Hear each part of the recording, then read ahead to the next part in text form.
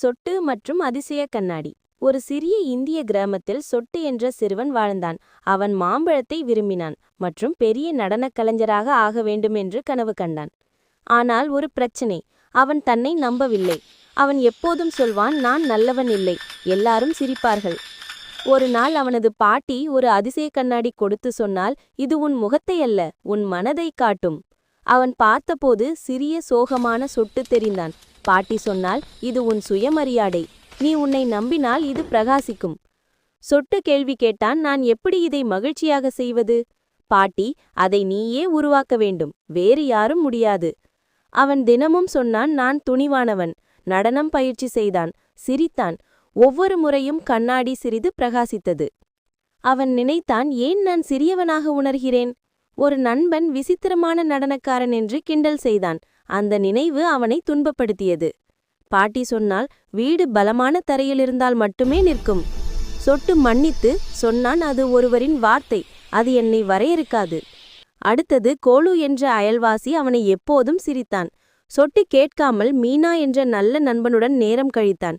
நீ மேம்படுகிறாய் என்று அவள் சொன்னாள். கண்ணாடி இன்னும் பிரகாசித்தது. அவன் ஆலய நடனக்குழுவில் சேர்ந்தான்.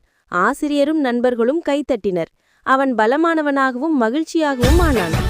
திருவிழா நாள் வந்தது. சொட்டு நடன போட்டியில் சேர்ந்தான். மேடைக்கு முன் அவன் கண்ணாடியிடம் சொன்னான், நான் என்னை நம்புகிறேன். கண்ணாடி தங்கமாக பிரகாசித்தது. சொட்டு தைரியமாக நடனமாடினான். எல்லோரும் கைத்தட்டினர். கதைப்பாடம்: சுயமரியாதை ஒரு அதிசய கண்ணாடி போல, நீ உன்னை நம்பினால் அது பிரகாசிக்கும். முக்கிய கருத்துக்கள்: அதிசய கண்ணாடி = சுயமரியாதை. வீடு = அடிப்படை பிரச்சனை சரி செய்வது. சூரிய நண்பர்கள் = நல்லவர்கள். நடனக்குழு = ஆதரவு குழு. சூத்திரங்கள்: சுயமரியாதை = நீ யோசிப்பது + நீ உணர்வது + நீ நம்புவது. பலமான சுயமரியாதை = நீ முயற்சிப்பது + நீ தொடர்வது. நல்லவர்கள் சுயமரியாதை =. நினைவு குறிப்புகள்: நான் என் கதையின் சூப்பர் ஹீரோ. வீட்டின் அடித்தளம் பலமாக இருந்தால் வீடு நிற்கும். மலர்கள் சூரியனில் வளர்கும், மழையில் இல்லை.